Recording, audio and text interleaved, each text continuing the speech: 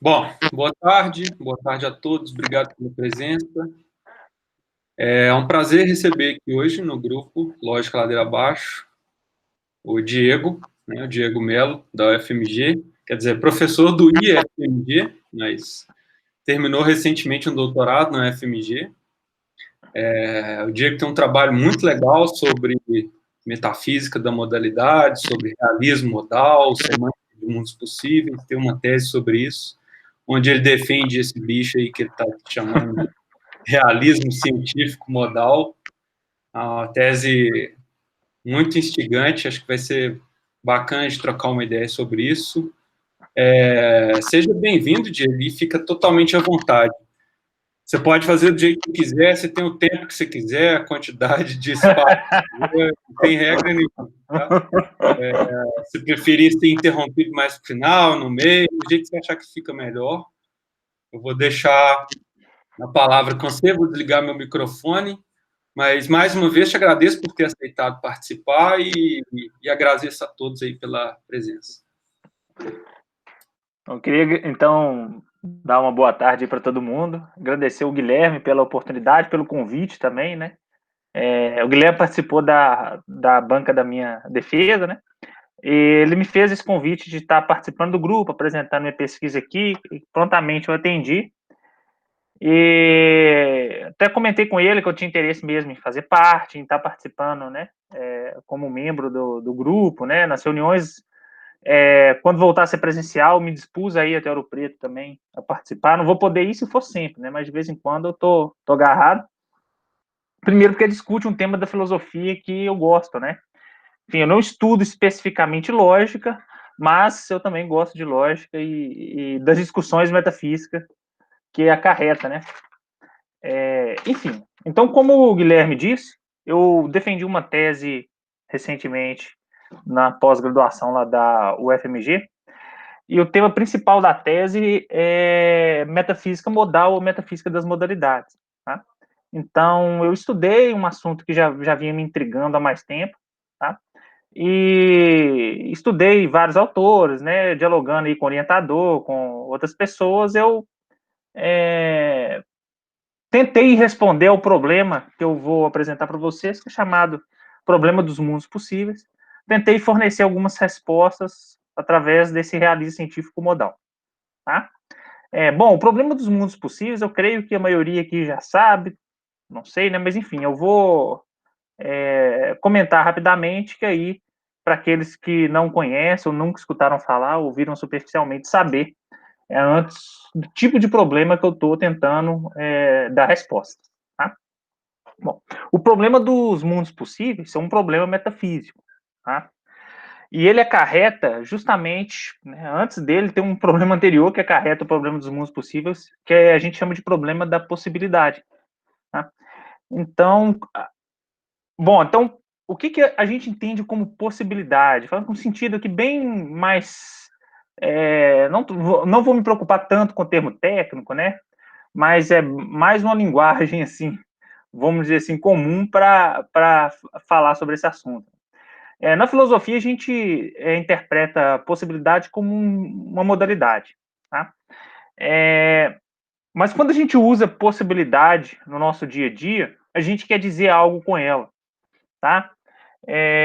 Eu poderia virar aqui para vocês e falar que é possível, por exemplo, que o Cruzeiro não tivesse caído para a Série B. Tá? Ou a gente pode começar a discutir, eu falo, não, se o Cruzeiro não tivesse, se não tivesse acontecido isso, isso, isso, talvez o Cruzeiro não estivesse na Série B, estivesse ainda na Série A. A gente usa a possibilidade no nosso discurso quase constantemente, tá? De forma, às vezes, lúdica, às vezes de forma séria, para analisar coisas sérias. Né? Cientistas fazem isso. Né? Então, se algum lugar pega fogo, acontece algum desastre, a pessoa tenta entender aquilo usando o que a gente chama também de contrafatual. Né? Pô, se algo não tivesse acontecido antes, será que isso teria ocorrido? Então, quando a gente pensa assim, a gente está pensando em termos de modalidade, ou, na palavra que eu estou usando aqui, né, para resumir isso tudo, termos de possibilidade. Bom, era possível que eu não estivesse aqui agora com vocês falando sobre esse assunto, né? é possível que hoje eu sou professor do IFMG Campus Ribeirão das Neves, mas é possível que eu poderia não ser professor do Instituto hoje e estar em outra profissão, ou ser professor de algum outro lugar. Enfim. A gente constantemente raciocina e pensa usando modalidade, tá? E principalmente, talvez a principal modalidade é essa que eu estou chamando de possibilidade, tá? Então, até aí tudo bem, o uso comum da palavra, né? Possibilidade não traz muita curiosidade. Crianças fazem isso, né? Usam muito bem a palavra possibilidade, usam contrafatuais muito bem. Mas isso traz para a gente um problema no domínio metafísico, tá? Porque parece que para o discurso que usa mão de modalidade, né, no caso nosso aqui específico da possibilidade, parece que ele tem que ser comprometido com algo, né, com a existência de algo no mundo para ele ter algum sentido. Né? Então, voltando aos exemplos que eu dei, né, hoje eu sou morador de Ribeirão das Neves, mas parece que todo mundo aceita de forma, vamos dizer assim, mais fácil, né, sem questionar muito, que eu poderia não ser. É um mero fato contingente, tá, que hoje eu sou morador de Ribeirão das Neves. Ok, isso todo mundo fala, ok, isso é verdade. Você poderia não ser, né? Se minha mãe e meu pai tivessem mudado para outra cidade por causa de outras situações, eu não estaria morando em Ribeirão das Neves hoje. Tudo bem, mas veja, para essa análise nossa fazer sentido, a gente tem que entender o que esse poderia implica no domínio, vamos dizer assim, real. Tá? Será que realmente eu não poderia ser morador de Ribeirão das Neves? Né? Se a gente começar a raciocinar assim, a gente começa a entrar em encruzilhadas metafísicas, né? Porque o que a realidade nos mostra é que eu sou morador de Ribeirão das Neves, mas eu poderia não ser. Tá? Para eu assumir que eu poderia não ser, eu tenho que justificar, de alguma forma, o uso dessa modalidade, em que sentido que eu estou usando ela, tá? E se essa poderia, o que torna a minha situação de morador de Ribeirão das Neves, né, no momento atual verdadeira, mas, num caso possível, o que torna ela falsa? Beleza? Ou o contrário, né, o que torna, no momento, algo que é falso, mas que numa situação possível que eu estou imaginando tornaria verdadeira. Tá? Veja, se eu não... Parece bobeira, mas se a gente não discutir esse estatuto ontológico da palavra possibilidade, não faz sentido a gente usar discurso... não faz sentido a gente usar o discurso modal, né? Ficar usando a palavra possibilidade e tentar entender ela. Ô, gente, espera que eu só vou abrir a porta aqui rapidinho do quarto, meu cachorro tá latindo.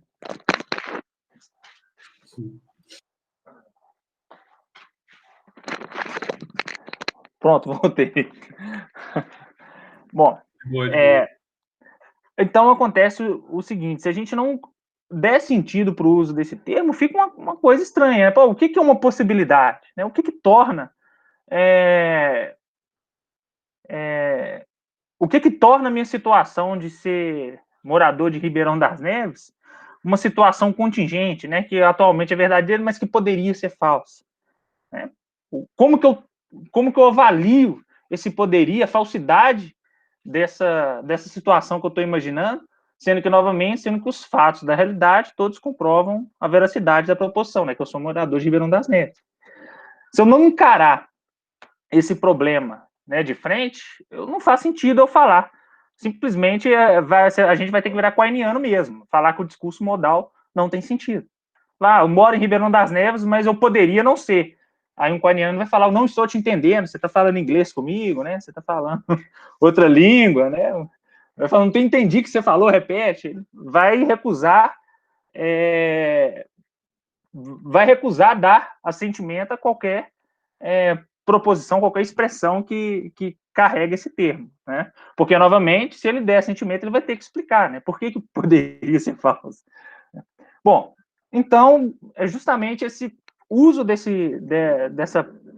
dessas palavras, né, que a filosofia entende como modalidade na linguagem comum, ela traz implicações metafísicas curiosas, né? Porque os filósofos tentaram, ainda tentam entender o que é a possibilidade. Tá? Isso traz para a gente que é conhecido na filosofia como o problema da possibilidade, né? Que é simplesmente tentar entender o que é uma possibilidade, como que a gente conhece uma possibilidade, se possibilidades existem ou não, né?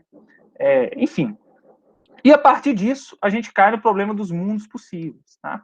A gente pode entender um mundo possível aqui, também de forma bem resumida e didática, como uma espécie de reunião de possibilidades. Tá? Numa situação simples, talvez a palavra possibilidade ela simplifica mais que a palavra mundos possíveis. Mas em situações mais complexas, a palavra mundo possível ela resume muito bem o que a gente quer dizer, tá? Então, igual eu falei aqui, que é possível que eu não fosse morador de Ribeirão das Neves, a palavra possibilidade ela adequa muito bem a situação. Mas quando eu começo a imaginar diversas possibilidades ao mesmo tempo, a palavra mundo possível resume muito bem. Então, por exemplo, eu posso dizer que existe um mundo possível em que eu não seja morador de Ribeirão das Neves, em que o Guilherme seja careca, enfim, tudo ao mesmo tempo. Tá? Então, o problema da possibilidade vai implicar no problema dos mundos possíveis. Tá? E as respostas para um vão necessariamente também responder o outro. Beleza? Então, o mundo possível é um ferramental linguístico, né? A expressão mundo possível é um ferramental linguístico que tenta resumir de forma mais concisa o que as pessoas querem dizer usando a possibilidade, né? Usando o discurso modal. Tá? Então, quando eu falo que é possível que eu poderia não ser um morador de Ribeirão das Neves, usando a linguagem dos mundos possíveis, é a mesma coisa de afirmar que existe um mundo possível onde eu não sou um morador de Ribeirão das Neves. Tá?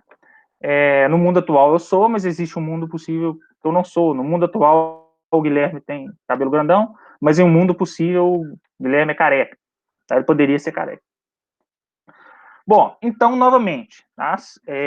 Veja, a gente, né, a partir do problema simples do uso de um termo linguístico, né, na língua, no uso corrente da língua, a gente chega a um problema metafísico complexo e de difícil análise, difícil resposta. Tá?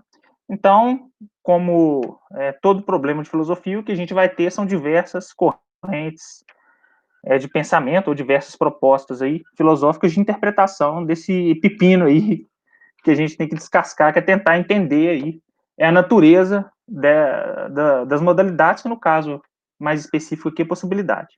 Tá? Então, aí na minha pesquisa eu não vou falar especificamente de outros autores que eu estudei Lewis, né, David Lewis, estudei Alvin Plantinga, Kripke, estudei David Armstrong, enfim, todos esses autores, eles tentam de alguma forma responder a esse problema aí da possibilidade ou problema dos mundos possíveis, né? Porque, no fundo, eles estão tentando responder o que é um mundo possível, como conhecemos os mundos possíveis, né? Lewis, então, vai dar uma interpretação realista para Lewis, mundos possíveis existem, de fato, como o mundo atual. Plantinga vai tentar ser um pouco mais abstrato, vai tentar justificar a existência dos mundos possíveis aí num domínio linguístico, né? Enfim, aí a gente tem aí também para todos os gostos formas que alguns filósofos encontraram de responder aos problemas dos mundos possíveis. Tá? Bom, então, ao estudar, enfim, ao estudar um pouco a literatura do assunto, ler os principais autores, né, que tratam sobre o assunto, né, ler comentários de pesquisadores sobre o assunto, eu resolvi, como eu disse no início, tentar responder, tentar fornecer uma interpretação também para mundos possíveis, com uma tese que eu chamei de realismo científico modal, que eu vou começar a falar um pouco dela agora. Tá? Então, eu vou resumir a minha apresentação hoje, especificamente a minha tese, né? Porque eu não vim aqui falar da teoria do Lewis, da teoria do Plantinga, ou da teoria do Armstrong, senão vai prolongar demais, né? Então, eu vou resumir a apresentação da minha tese. Bom, então, novamente, o problema é esse, né? A gente tentar entender o que é um mundo possível. Então, novamente, é muito cômodo, você pode ser um quiniano e falar que modalidades não fazem sentido algum, mas como eu falei, as pessoas usam, né? Vamos usar um termo aqui, padrão de filosofia, o senso comum usa muito bem modalidade no discurso, as pessoas usam esse termo constantemente, né? Eu poderia não ter saído ontem, eu poderia não ter feito isso, eu poderia ter feito outra coisa. A modalidade é corrente no nosso dia a dia. Não só no senso comum, né, na ciência, em várias áreas do conhecimento. Né? Então, de alguma forma, eu acho que a gente tem que dar alguma resposta, a filosofia tem que dar alguma resposta ao uso dessa palavra. E o que eu resolvi... Bom, qual que é a minha resposta, então, em relação ao problema da modalidade? O que eu fiz? Diante de todas as vertentes que eu estudei, né, e diante do que eu achei mais interessante, né, enfim, tive mais afeição em defender e propor uma resposta, tá? Foi dentro da corrente que a gente chama de corrente realista. Tá? O que é corrente realista? É a corrente que tenta, de alguma forma, aceitar a existência de modalidades, aceitar a existência de possibilidades, ou, no final das contas, aceitar a existência de mundos possíveis. Tá? Então, de fato, mundos possíveis existem. Por que eles existem? Porque a única forma da gente dar sentido para o discurso modal, seja no senso comum, na ciência ou em qualquer, né, outra área de conhecimento, é a gente aceitar que possibilidade existe. Né? Porque, novamente, se a gente falar que não existe, a gente cai na saída quainiana, né? De falar que está todo mundo elucubrando, que, né, que o discurso não faz sentido, está falando outra língua, né? Quase dá um tilt na mente de um quainiano se você falar sobre modalidade. Então, eu resolvi propor algo na linha realista, né, de aceitar mundos possíveis. Ok, só que dentro dessa linha realista também nós vamos ter matizes. Né? A minha proposta ela não tão realista quanto a de Lewis, né? Lewis, ele aceita qualquer mundo possível como real, né? E qual que é o problema, novamente, do domínio realista? O problema do domínio realista é o seguinte, né? Como tudo em filosofia, não tem nada fácil em filosofia, né? Qualquer resposta, qualquer solução que a gente tenta encontrar, ela traz novos problemas, né? Novos questionamentos, e assim a filosofia caminha desde a antiguidade, né? O problema da solução realista é que você vai cair num... Ok, você assume que existe, que possibilidades existem, mundos possíveis existem. O primeiro questionamento é ok, mas tá, qual que é o limite disso? Como que a gente conhece eles? Como que a gente pode perceber? Né? Como é que eu posso tocar o mundo possível, cheirar, eu percebo, eu vejo o mundo possível, né? Enfim, são os questionamentos clássicos. E, enfim, quem propõe também uma teoria, então, realista, ou no espectro aí do lado realista, de alguma forma vai ter que tentar responder esses questionamentos que são legítimos. Né? A pessoa tem todo o direito de questionar. Se mundos possíveis são reais, como que eu delimito? Né? O que realmente é possível? O que é impossível? Né? Ou seja, tudo que é possível é real, como Lewis, né, acreditava. Então, você tem problemas também para responder. Tá? Então, eu segui a linha realista por isso, por achar que o discurso modal ele faz sentido, no senso comum, na ciência e em outras áreas do conhecimento. Tá? Bom, e minha principal preocupação a propor algo dentro da vertente realista foi justamente tentar encontrar um critério de delimitação do que pode ser possível no sentido real, tá? Aquilo que eu posso tomar como uma possibilidade real, ou seja, como um mundo possível de fato, daquilo que é impossível. Beleza? Então, esse foi minha primeira preocupação, tá? Para não cair numa teoria como Lewis propôs.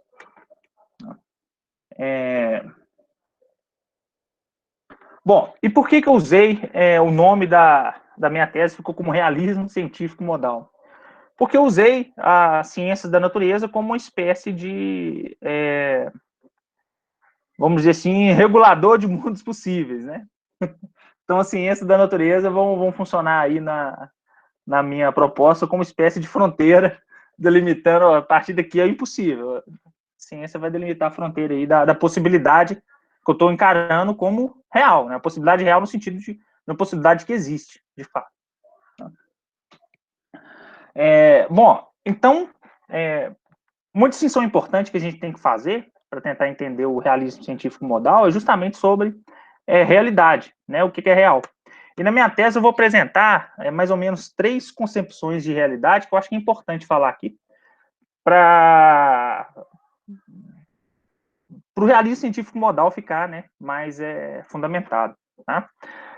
Bom, estudar assim, filosofia em geral, né, ler diversos autores, agora não só em metafísica modal, né, enfim, de diversas áreas de filosofia, a gente pode tentar extrair da tradição filosófica 3 concepções básicas sobre realidade. Tá? A primeira que eu chamei de concepção ingênua é a gente achar que realidade é tudo aquilo que a gente percebe pelos sentidos, né? Olfato, paladar, audição, tato. Então, realidade é tudo aquilo que eu posso sentir, tá? Ver, tocar, cheirar. Isso é uma concepção ingênua, tá? Por que é ingênua? Bom, hoje, né, dado a época histórica que a gente está, o conhecimento científico que a gente tem, essa concepção não passa por um critério, né, minimamente rígido. Então, por exemplo, a gente não consegue tocar, cheirar e ver um átomo, mas os átomos existem, assim como esse computador aqui, né, que está diante de cada um de nós, né? Assim como esse mouse que está aqui do meu lado, um átomo tem o mesmo status existencial desse mouse, tá? Um elétron, e a gente não consegue ver, cheirar, tocar, né? A gente não percebe um átomo pelos sentidos. Então, essa concepção ingênua, ela não passa por critérios aí simples, né, de questionamento. Né? Aí a gente tem, após essa concepção ingênua de realidade, a gente tem uma mais sofisticada, que talvez é a que tem mais adeptos hoje, né? Ela é fruto aí do nominalismo aí da Idade Média, né, do empirismo na Idade Moderna, que é o que eu chamei de concepção ortodoxa de realidade. Por que ortodoxa? Porque é que tem mais adeptos no senso comum, na ciência, na filosofia hoje, tá?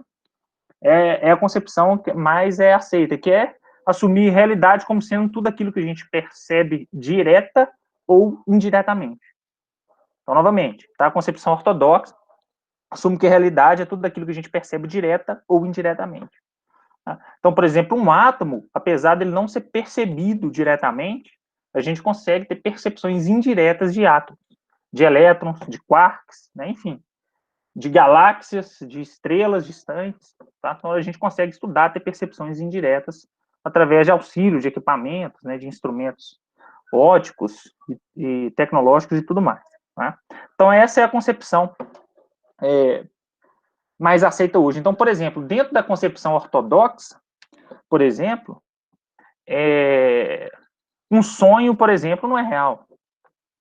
Né? Um sonho não é real. Matemática, um objeto matemático não é real. Você não tem percepção direta nem indireta. Quando eu falo percepção aqui, pessoal, percepção sensorial. Tá? Não tem percepção sensorial nenhuma de um objeto matemático.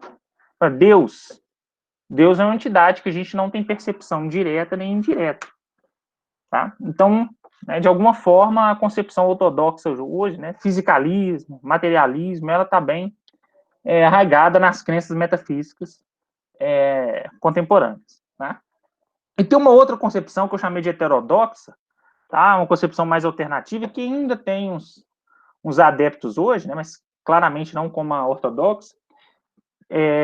A concepção heterodoxa ela vai falar o seguinte: olha, real é tudo aquilo que os ortodoxos acham, né, concebem, ou seja, tudo aquilo que a gente consegue perceber direto ou indiretamente, só que a concepção heterodoxa ela vai abrir um caminho para as percepções, né, se é que podemos chamar aqui, mas aqui vou abusar um pouco da linguagem, para as percepções da razão.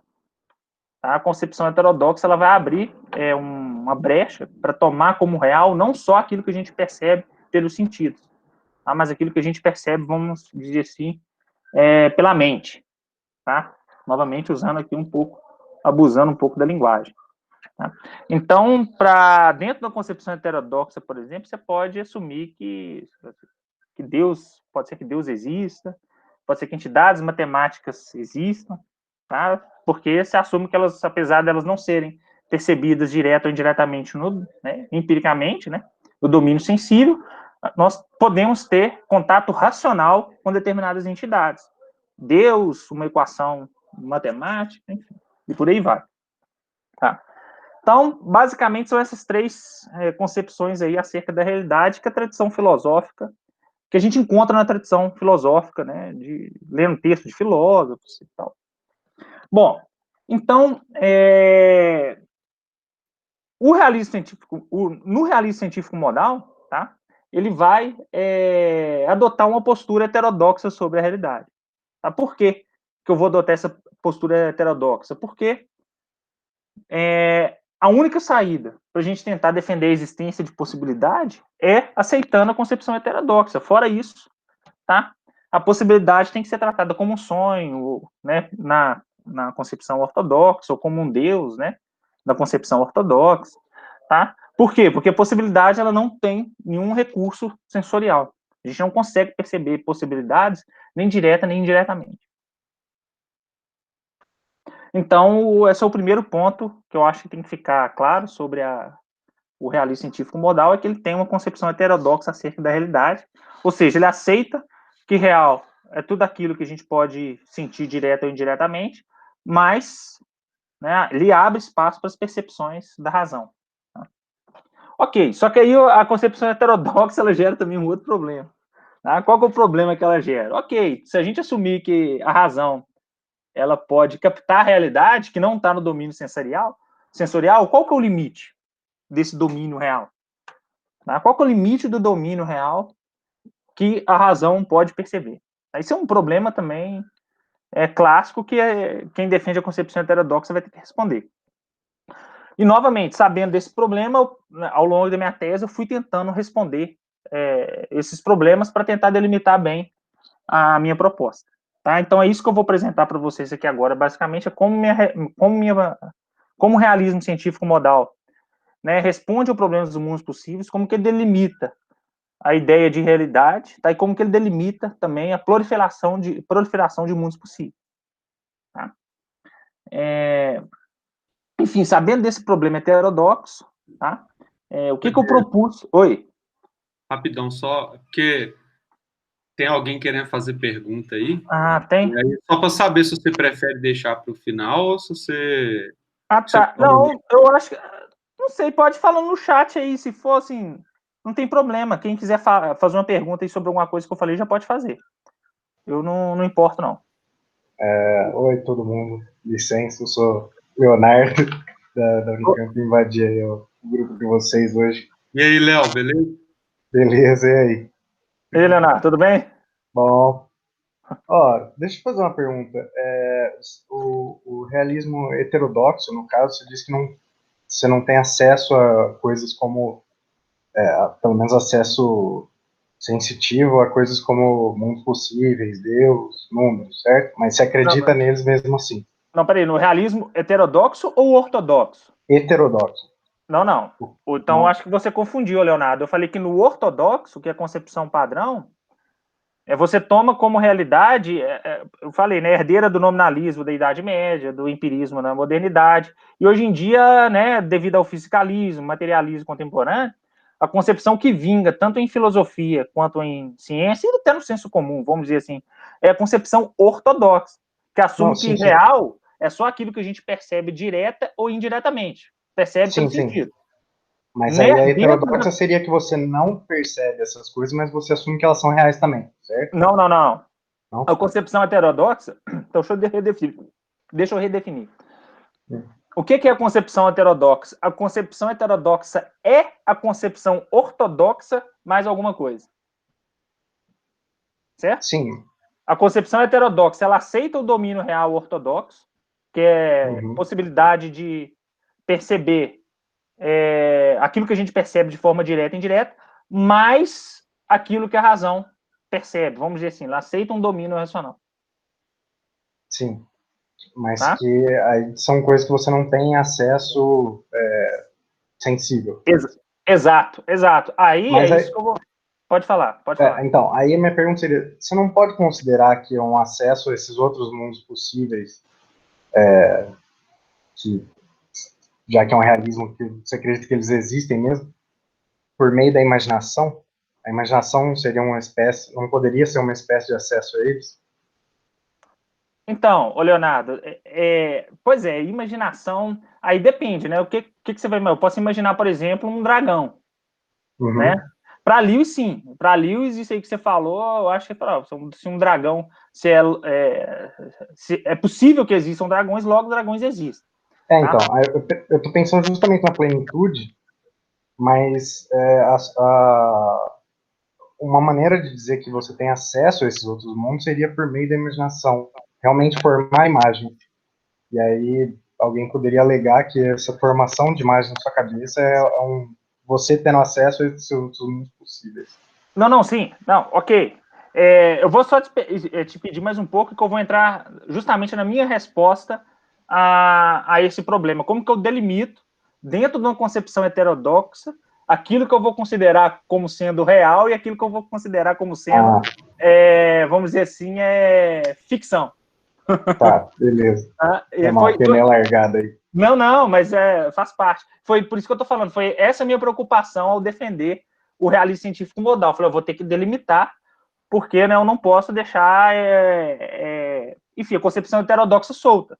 Né? Porque se tudo que a razão percebe for real, a gente vai cair novamente no Lewis. Né? Tudo que a gente puder imaginar, ou seja lá o que for real, a gente cai na teoria do Lewis. Tá? Sim, sim. Então, dentro da concepção heterodoxa, eu me vi nesse desafio. Falei, bom, eu vou ter que pensar uma forma de limitar o que é real.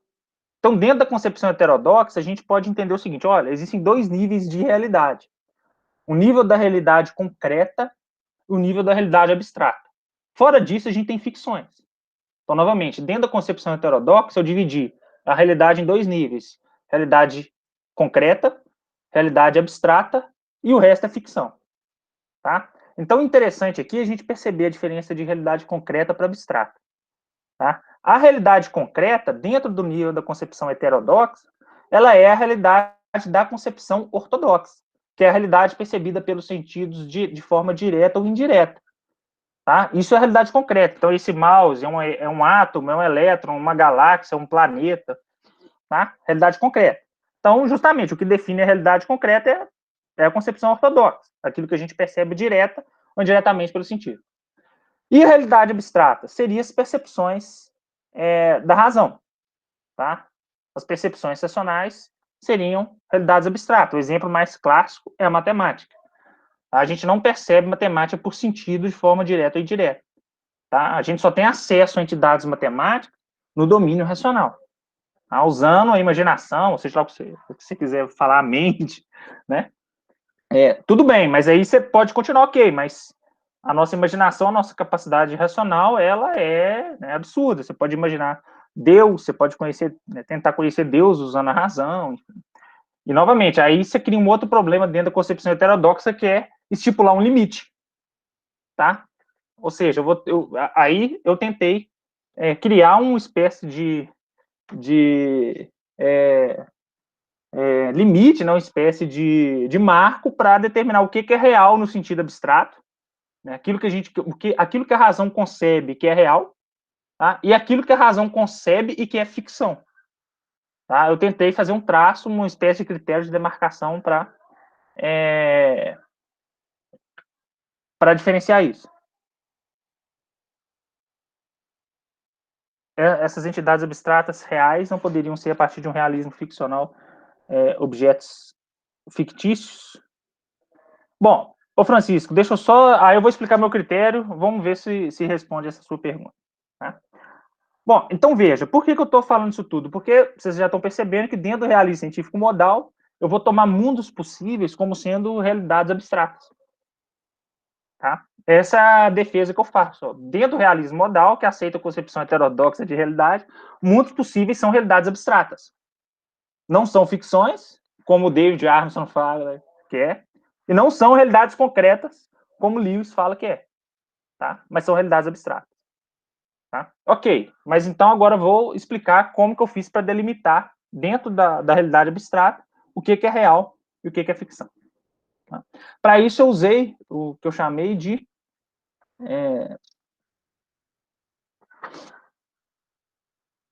deixa eu só colocar aqui.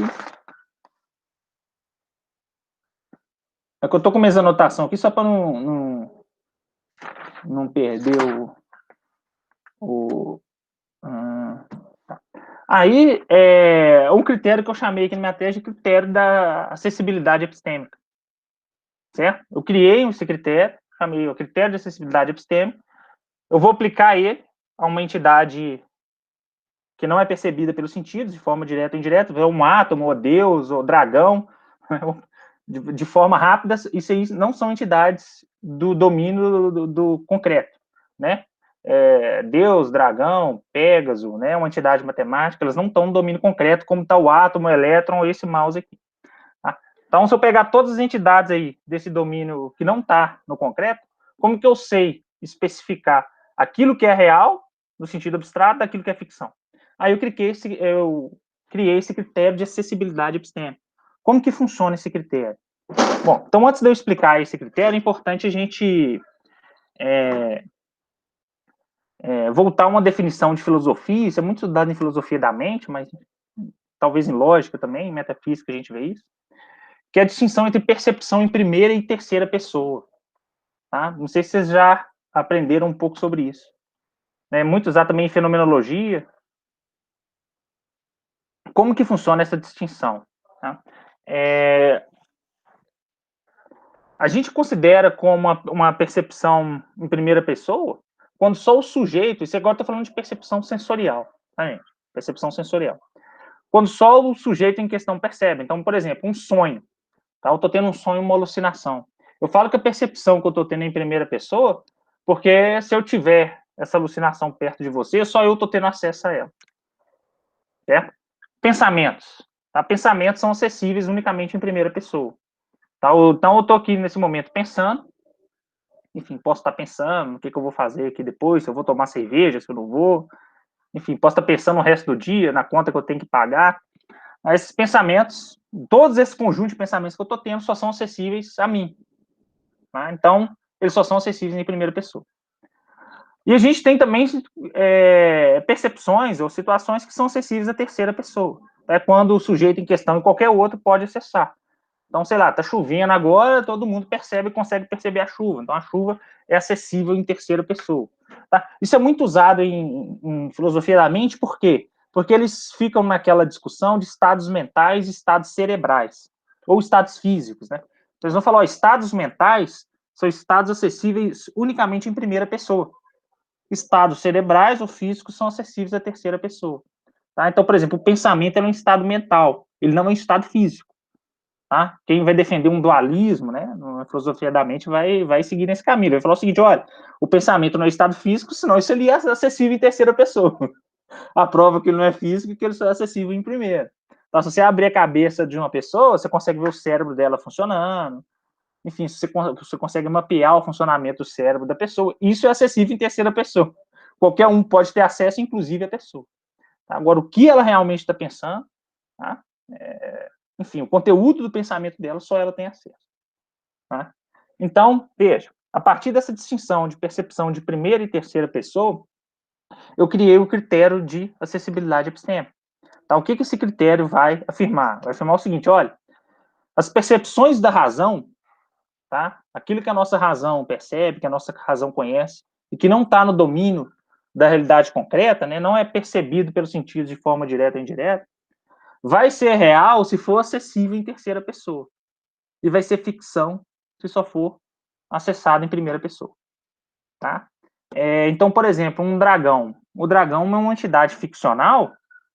Tá? Por quê? Porque ele não pode ser acessado em terceira pessoa. Tá? Então, se todo mundo aqui pensar um dragão, a gente não consegue ver, saber qual que é o dragão que você está pensando. O dragão é uma entidade ficcional porque só é acessível em primeira pessoa. Só a pessoa que pensa o dragão e conhece o dragão. Agora, por exemplo, uma entidade matemática é acessível em terceira pessoa. Tá? Então, se alguém pensa numa equação, ou na equação de uma esfera, ou seja lá o que for, tá? Essa equação é a mesma para qualquer pessoa que pensar. Beleza? Então, a partir desse critério da acessibilidade epistêmica, eu aplico ele nas realidades abstratas para tentar separar aquilo que é real no sentido abstrato daquilo que é ficção. E eu vou considerar também uma outra fundamento aqui da minha tese, é que as teorias científicas, as ciências da natureza, aí eu vou fazer uma distinção aqui de ciências da necessidade, ciências da contingência, que também é importante para o trabalho, que as ciências da natureza em geral, tá? Para não ficar aqui especificando uma por uma, entrar na briga do... Aí eu faço uma distinção aqui que eu acho importante, depois eu posso até comentar sobre ela. Eu vou assumir que as teorias da ciência da natureza são necessárias, verdadeiras em todos os mundos possíveis, tá? E elas são também acessíveis em terceira pessoa. Tá? Então, uma teoria científica, tá? Ela é acessível em terceira pessoa. Então, eu até brinco aqui, sei lá, máquina de Carnot, tá? Que é um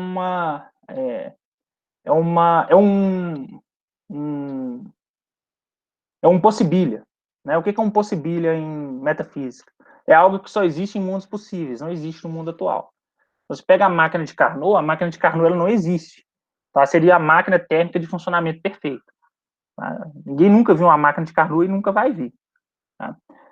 Mas, por exemplo, a física trabalha com a máquina de Carnot.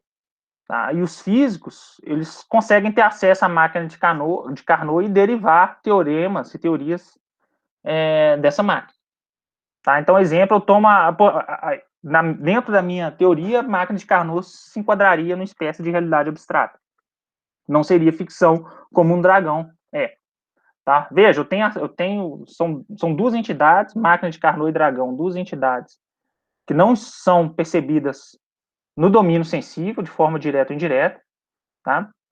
Eu tenho que usar a razão, né, minha capacidade racional, para imaginar um dragão, uma máquina de Carnot, mas o dragão, dado o critério de acessibilidade epistêmica, ele é ficção, e a máquina de Carnot é real, no sentido abstrato. Ô Diego, posso fazer uma pergunta? Pode sim. Então, o dragão eu consigo entender, porque em tese, sei lá, vai pegar um livro dos monstros de D&D quinta edição, você vai abrir e vai ter um dragão, mas não é todo mundo que tem esse acesso. E dragões são figuras, enfim, né, mitológicas, etc. Agora, por exemplo, eu fico pensando no caso do Sherlock Holmes, e aí eu vou puxar cada vez mais o fio. Eu penso no Sherlock Holmes. Deixa eu colocar minha câmera aqui para dar cara para quem está perguntando. Eu penso no Sherlock Holmes.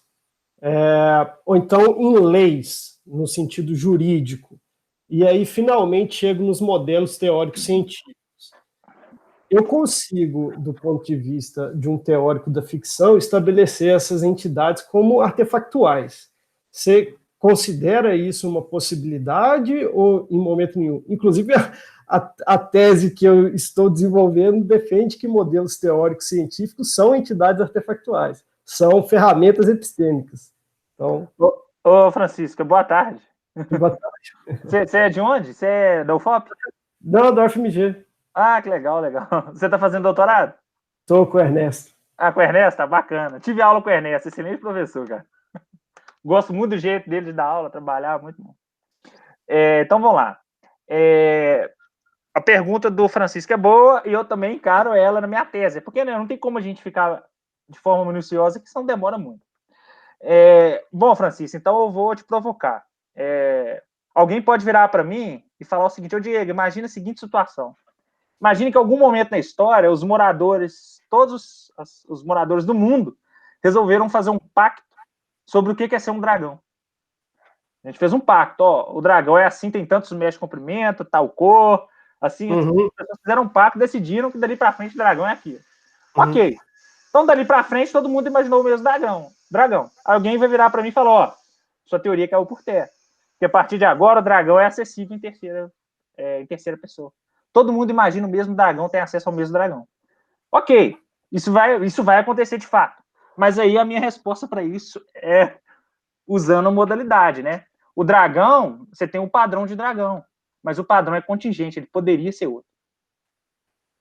Uma equação de uma esfera não poderia ser outra. Mas olha só. Não, você não estaria falando de esfera. Veja, uma convenção, ela é contingente. Ela poderia não ser.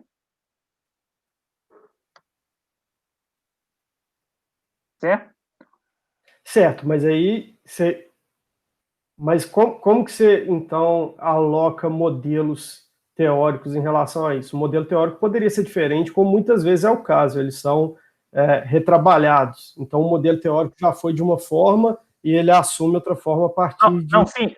No caso de teoria científica, assim, vamos pensar primeiro o modelo de realidade abstrata que eu tenho na cabeça agora é a matemática. Tá? Então, por exemplo, igual eu falei, uma equação de esfera, ela não poderia ser outra. Pelo menos é o que eu acredito, né? Tá, ok, a gente pode... Vai ter discussão também sobre isso, né?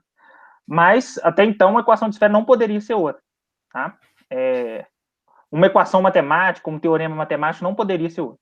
Já o dragão da convenção maluca que eu imaginei do mundo aqui poderia ser outro. Então, isso é uma forma de responder a esse tipo de questionamento. Agora, no caso da ciência, porque eu vou além, né? A minha proposta assume as teorias científicas como necessárias. Você fala, ok, mas teorias científicas mudam.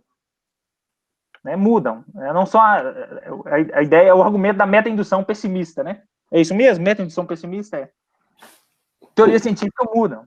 As teorias que a gente tem hoje não são as mesmas de 50 anos atrás, que não são as mesmas de 100 anos atrás.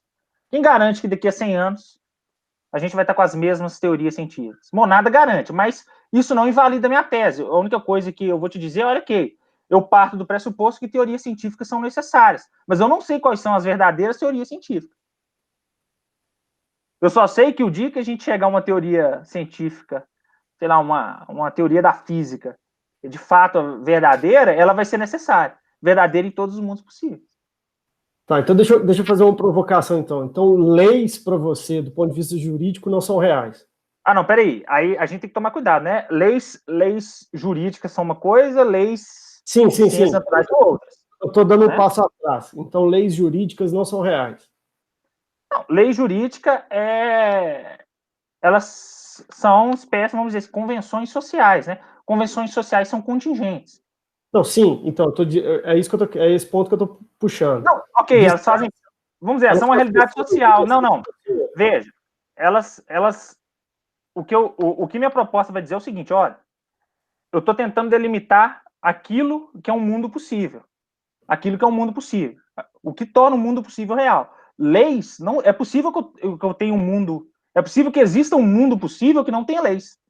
Claro. Entendeu? Mas lei, no nosso caso, é uma realidade social. Lei é uma realidade social. Aí já entra em outra discussão, é uma outra discussão que eu até trago na minha tese, que eu distingo ciências da necessidade e ciência contingente. O casamento. O casamento não é uma realidade natural, né? Não é uma realidade física. Mas então, para além dessa questão desse marco da acessibilidade, também há uma exigência... Você está falando da questão da terceira pessoa, há uma exigência de que sejam... qual que é a palavra que eu estou buscando aqui? Está dizendo...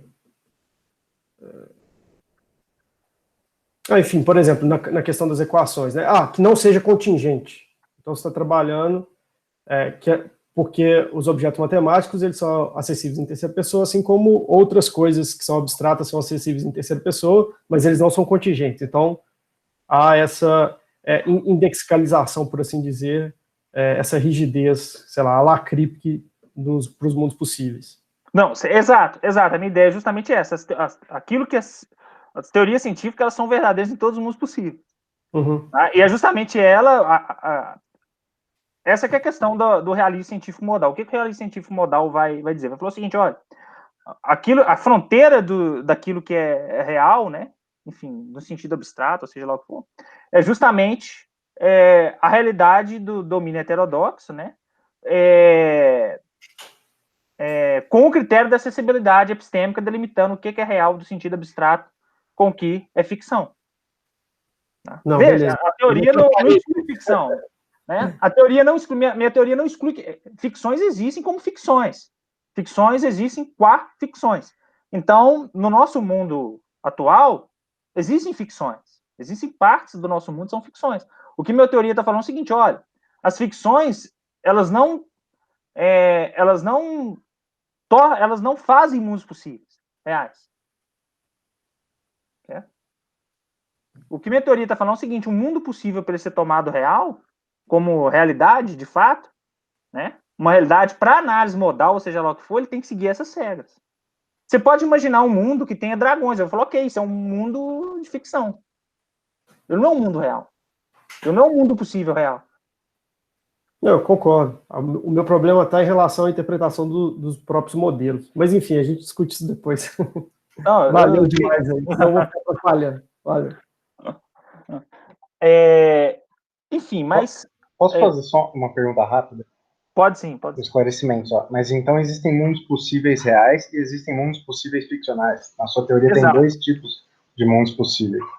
Não, sim, mas veja, mundos ficcionais são ficções. Eles, é o que eu chego até a falar isso na minha tese. Olha, um mundo ficcional é irrelevante. Né? Pode ser que tenha um mundo. Então. Não, tá. Pode ser que tenha um mundo onde eu seja um cartão de crédito, sei lá. Isso é uma ficção, né? Uma possibilidade lógica. Uma possibilidade lógica. Tá? Não, beleza, era só para esclarecer. Eu acho perfeitamente plausível. Não tenho nenhuma crítica com isso. Só que aí a minha questão é, para eu falar que qual que é a minha preocupação com o realismo científico modal? O Guilherme tá aí, eu vou falar. O Guilherme é necessariamente ser humano, ou o Guilherme é essencialmente um ser humano. A gente atribui propriedades essenciais e acidentais a particulares. Tá? Até para eu assumir essas proposições que eu falei para você, eu poderia não ser morador de Ribeirão das Neves. Né? Para eu assumir isso como verdade ou falsidade, eu tenho que ter uma concepção de mundo possível razoável. Né? Porque eu até brinco não, né? Eu falo na minha tese, olha, existem pensadores que falam que não, que tudo é necessário. Então eu trago lá, falei, Malebranche. Para Malebranche, é um filósofo francês, cada ocasião ela é criada por Deus. Então, nesse segundo agora, cada palavra que sai da minha boca, cada movimento nosso aqui no mundo todo, de todo mundo, é Deus, ele age em cada ocasião, em cada situação, Deus vem desenhando o mundo. Então, dentro o olhar aí de Malebranche, pensando dentro da metafísica de Malebranche, tudo é necessário. Então, para Malebranche, eu vou falar, Malebranche, eu poderia não morar em Ribeirão das Neves ou não ser morador de Ribeirão das Neves? Malebranche vai falar, não, necessariamente você é um morador de Ribeirão das Neves, porque Deus quis que assim fosse. Tá? O Guilherme é filho do fulano com fulana, porque Deus quis que assim fosse. Né? O Guilherme está usando essa roupa aqui, ó. O Guilherme poderia falar, eu poderia não estar com essa roupa, poderia estar pelado, poderia estar com outra roupa. Com uma Malebranche vai falar, não. Necessariamente você teria que estar com essa roupa porque Deus quis que assim fosse. Tá? Então, eu consigo, né, dentro da minha teoria, eu consigo falar que o Guilherme, que a proposição que fala que Guilherme poderia não estar com essa roupa, né, é uma proposição verdadeira e que ela existe, de fato, em algum mundo possível, porque eu consigo delimitar mundo possível. Porque se em um mundo possível o Guilherme fosse um cartão de crédito, como que eu saberia que ele poderia não estar com essa roupa? Então, essa que é a minha preocupação, delimitar bem a proliferação de mundo possível, separar o que é real do que é fictício, para eu conseguir usar a linguagem, para eu conseguir usar a modalidade no sentido usual que as crianças usam, que a gente usa com os colegas, que um cientista usa. Tá? Essa foi a minha preocupação no desenvolvimento do realismo científico modal. Vocês estão entendendo o X aí da questão?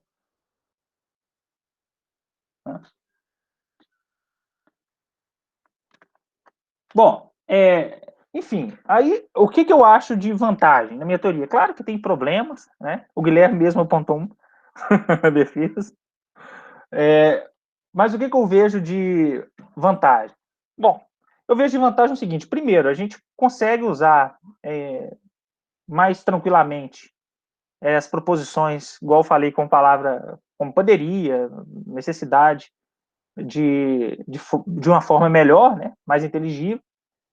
E ela não assume, a minha postura, ela não assume absurdos como a postura de Lewis, né, de tomar como real qualquer possibilidade lógica. E também ela não é muito abstrata como a de Plantinga, porque o que eu percebi foi o seguinte, que alguns realistas, as propostas deles eram tão abstratas, eles falavam tão em linguagem, livros, encarar mundo possível como uma espécie de conjunto maximal de proposição, sabe, que eu acho que eles esqueciam de fazer uma defesa mais rigorosa de como se percebe esses mundos possíveis, de fato, né? Como que eles existem de fato. Tá? E foi isso que eu tentei fazer no realismo científico modal, né? Tentar mostrar como que eles existem de fato, como que a gente conhece eles e como que a gente percebe o que difere, né? Eu tentei delimitar o que difere o mundo real, né? Aquele mundo que eu olho, que eu consigo afirmar que o Guilherme está contingentemente usando essa roupa que ele está aqui agora, ele poderia estar com outra roupa, eu consigo falar isso, porque quando eu olho para o mundo que o Guilherme é um cartão de crédito, eu sei que é uma ficção. Eu falo, não, aquele mundo é uma ficção, que ali ele, é um cartão de crédito. Tá? Só é acessível à primeira pessoa, o cartão de crédito que eu estou imaginando aqui não é o mesmo que ninguém está imaginando. Tá? Então, só é acessível à mesma ficção. Tá? Agora, um mundo que, o domínio do real concreto e da realidade abstrata, pelo domínio do critério de acessibilidade continue valendo, eu consigo falar que o Guilherme está contingentemente usando essa roupa. Ele poderia estar com outra roupa. Tá? Bom, pessoal, eu acho que assim, que de grosso, essa é a minha tese, né? O que eu tinha para falar com vocês. Então, eu vou deixar vocês começarem a perguntar, que às vezes, assim, nas perguntas a gente vai tocando outros pontos, podendo falar de outras coisas aí que eu falei também, para não ficar só eu falando.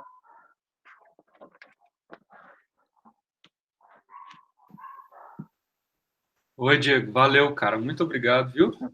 Não, valeu você, Guilherme.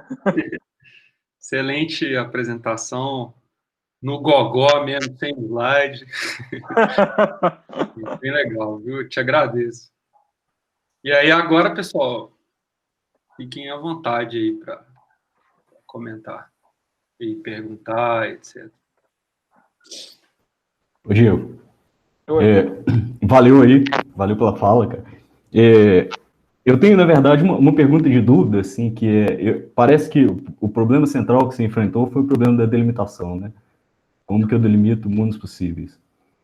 E aí, a minha pergunta é mais de entender, assim, por que é que parece que é isso, né? Me corrija se eu estiver errado, mas por que esse é um problema particularmente importante no caso do realismo? Quer dizer, parece que o problema de delimitação também seria um problema para alguém que tem uma concepção antirrealista sobre mundos possíveis. Não sei se está claro, mas a ideia é essa. Tem alguma razão, tem algum motivo para pensar que o problema da delimitação seja mais sério no caso de alguém que seja um realista? Eu acho.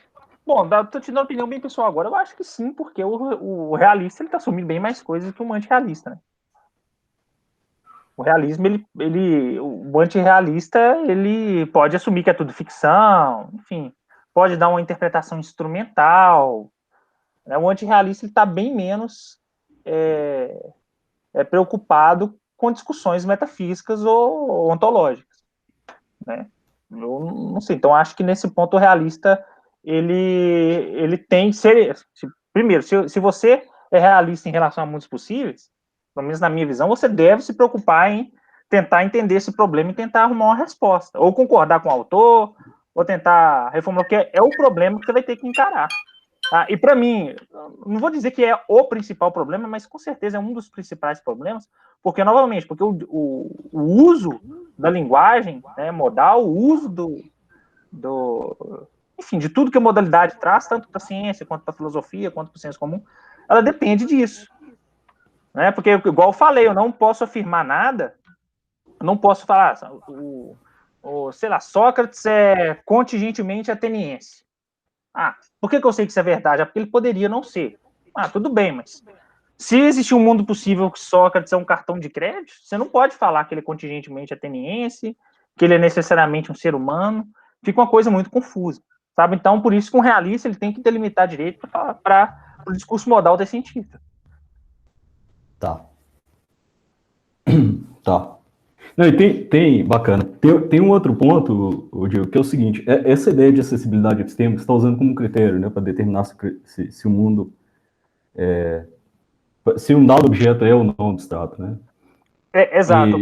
Ou concreto, não é isso? Quer dizer, não. Em princípio, poderia incluir objetos concretos também, né? Não, na verdade, qual que é o critério da acessibilidade epistêmica? Ele já está no domínio da realidade abstrata, né? Entendi. Então você já pressupõe a separação. Isso. A realidade concreta é o que eu chamei de o domínio da realidade ortodoxa, é aquilo que a gente percebe de forma direta ou indireta pelos sentidos. Isso é realidade concreta.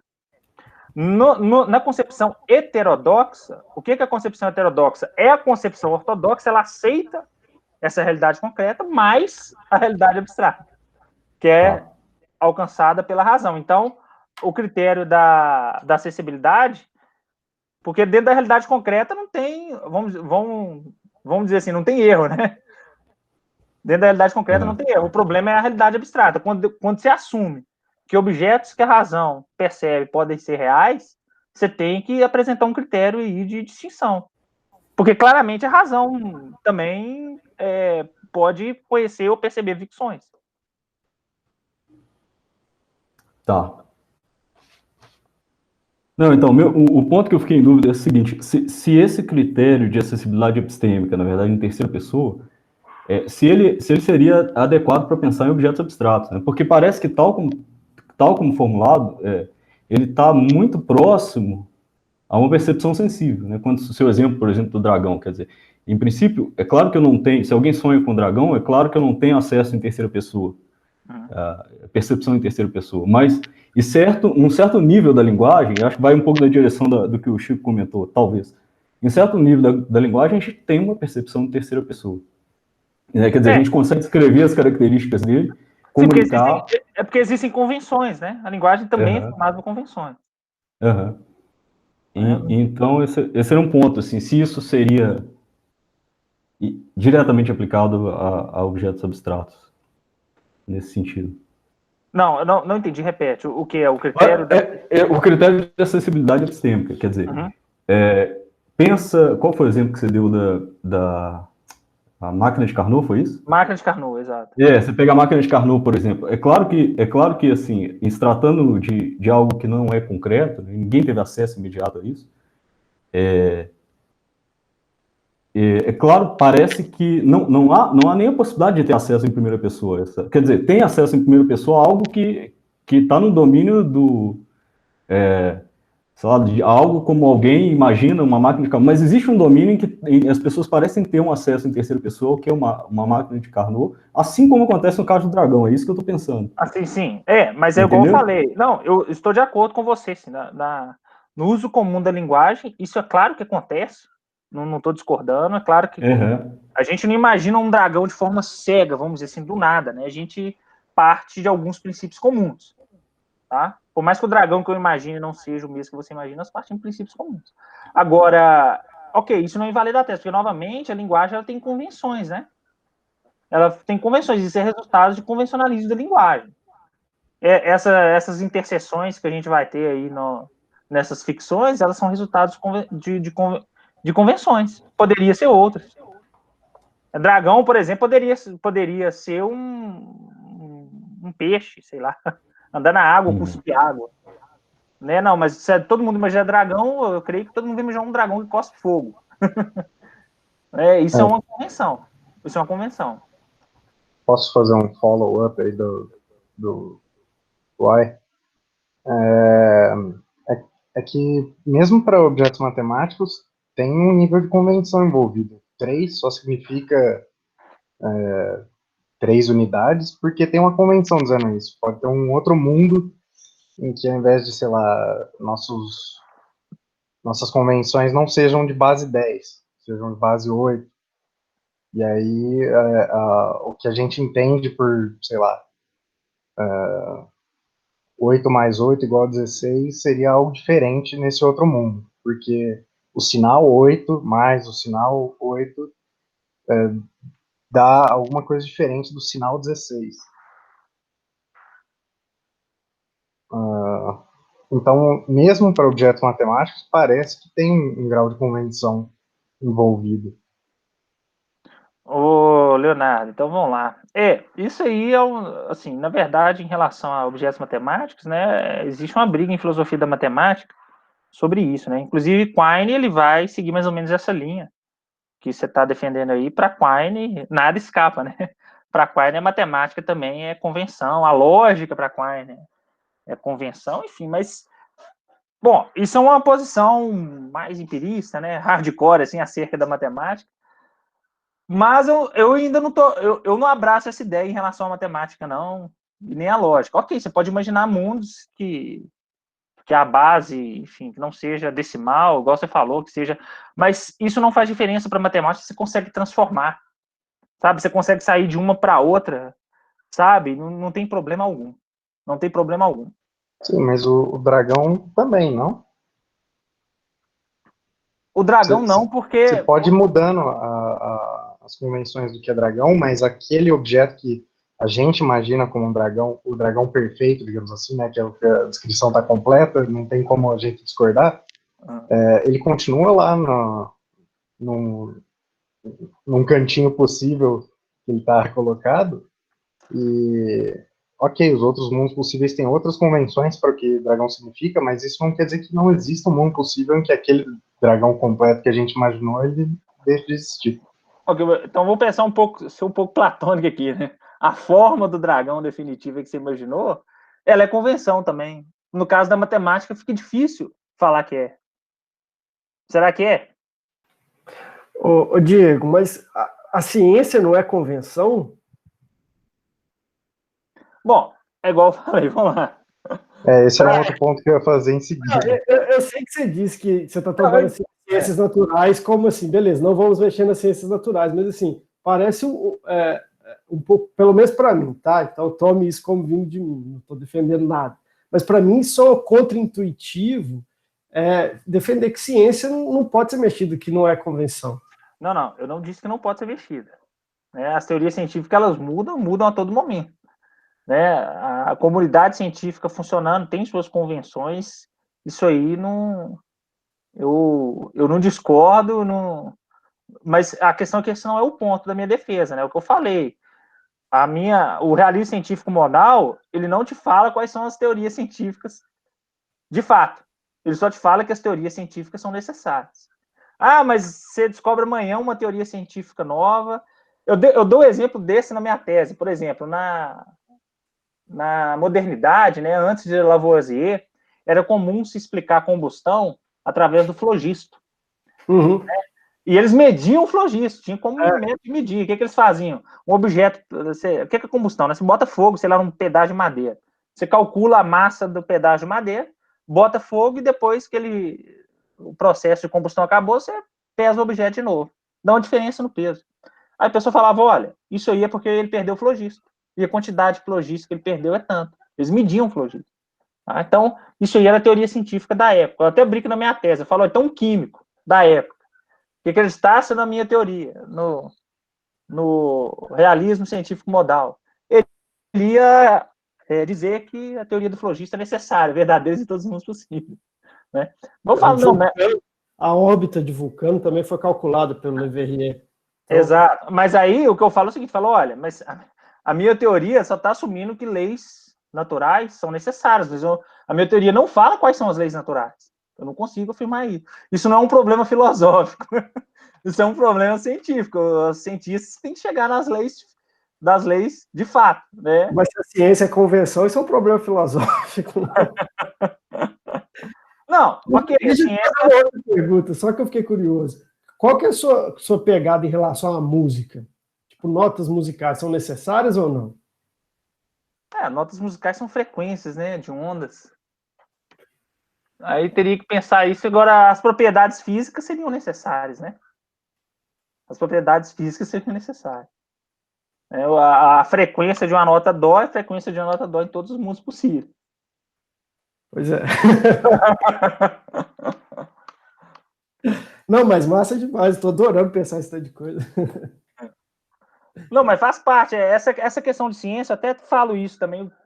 Toda essa discussão que está surgindo aqui, eu trago também na tese.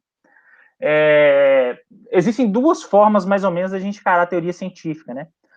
Uma, a gente encara a ciência como sendo uma espécie de interpretação do mundo, né? São os seres humanos criando teoria para tentar entender o mundo, ou seja, é algo de fora colocado sobre uma espécie de óculos, né? Um óculos que a gente põe para ver o mundo. Tá? A teoria, ela tenta entender o mundo inerte, né? E tem uma outra forma que fala que as teorias científicas, elas retratam o mundo de fato. Né? A teoria científica, elas falam, enfim, elas tentam entender uma teoria científica verdadeira, vamos dizer assim, ela de fato explica como o mundo é. Tá? Então, é uma espécie de uma ideia um pouco mais leibniziana, sabe? Falou, a teoria científica ela emana do mundo, né? O cientista ele não cria a teoria, né? Essa que é a questão, essa que é a briga, né? Uma vertente vai dizer que um cientista cria, outra vertente vai falar que o cientista descobre. Se o cientista descobriu a lei, é porque a lei já estava lá para ser descoberta. Se o cientista criou, não tinha nada para ser descoberto. Ele veio da cabeça dele, convenção para tentar entender o mundo, né? O realismo científico modal vai defender a tese de que o cientista ele descobre leis. Certo? Ele descobre leis. Ok, a comunidade científica funcionando vai ter suas convenções, seres humanos, preferências políticas, preferências de cerveja, tudo, vai ter todo mundo brigas disso, mas quando um cientista chega numa teoria, né, ele não está criando, ele está descobrindo. Isso é uma questão metafísica. É porque ele descobre através de convenções. Se não tivesse linguagem, ele não ia descobrir nada. Então... Não, aí que tá. Aí que tá. Aí que tá. Se você assume que uma teoria científica é necessária, mesmo que não existissem seres humanos no mundo, ainda assim ela seria o caso. Mas ela não seria descoberta. Ok, não seria descoberta. Mas ela existiria. Eu ia saber que existe. Mas ela existiria. Veja, diferença do domínio do ontológico para o epistemológico. Né? É uma discussão interessante. Veja, se não existissem seres humanos no mundo, imagina o nosso mundo. Vamos voltar no mundo possível aí. Ó. É possível que não existissem seres humanos? Parece que sim, né? A gente aceita essa proposição. Então, existe um mundo possível que não tem seres humanos. Nesse mundo possível, vai ter relâmpagos, vai ter vento, vai ter água, não sei, estou supondo aqui. Um mundo igual ao nosso, sem seres humanos. Mas aí eu vou buscar o Paulo Freire, que fala o seguinte: se não tem alguém que fala isto é o mundo, não tem mundo. Ok, não, pode ser o caso, mas veja, aí, se a gente levar isso ao pé da letra, como o filósofo tem que fazer, né, nós temos que levar nossas concepções às últimas consequências. A gente vai cair no idealismo à la Berkeley. Pode ser o caso, realmente, pode ser o caso, mas a gente vai cair no idealismo, quiçá num solipsismo. Só existe aquilo que a gente percebe. Uma concepção dessa levada ao extremo, a gente cai no idealismo, né? Bom, pode ser o caso, né? A gente nunca vai saber, né? Se o solipsismo é errado, só depois que você morrer.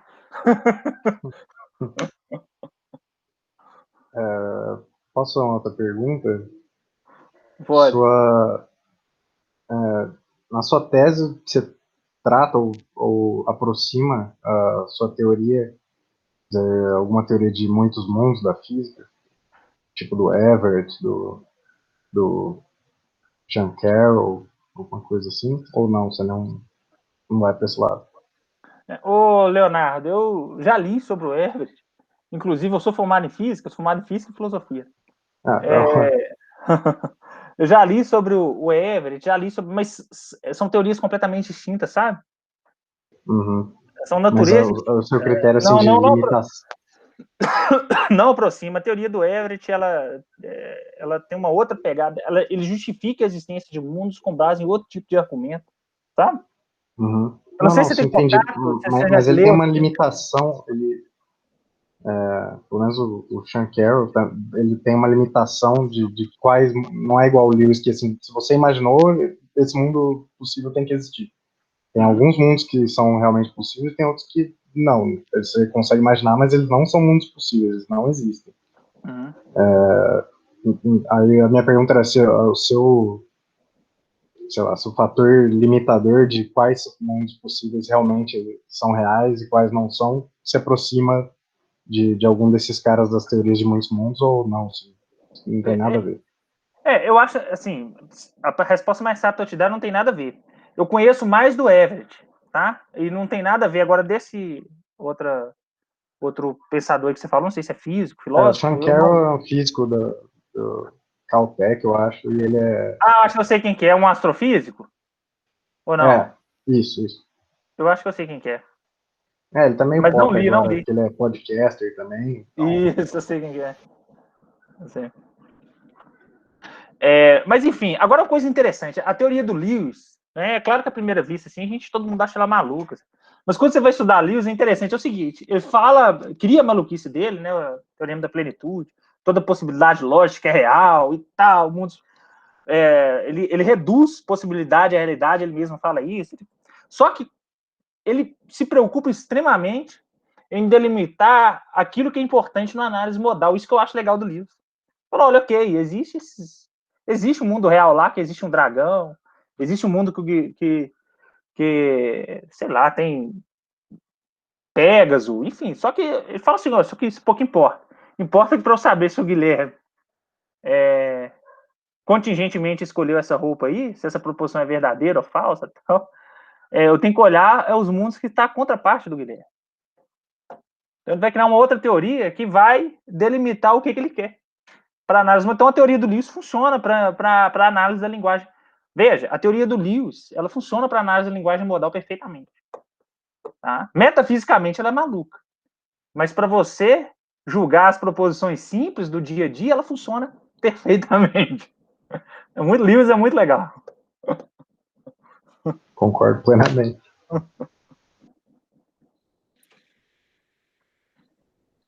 Ô, Diego.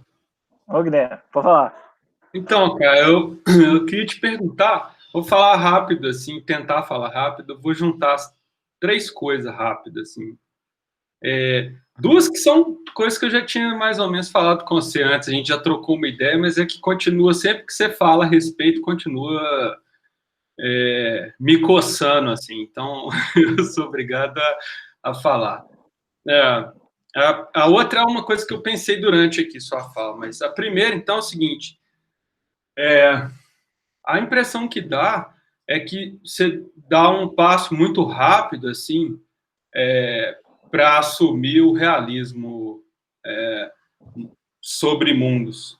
E, por exemplo, hoje isso ficou um pouco mais claro, não sei se foi por causa da organização assim da sua fala e tal, se você estava querendo chegar logo no seu realismo, sim, apresentar o seu realismo, mas hoje, por exemplo, ficou muito claro que você parece pressupor que o problema da possibilidade e o problema dos mundos possíveis é o mesmo.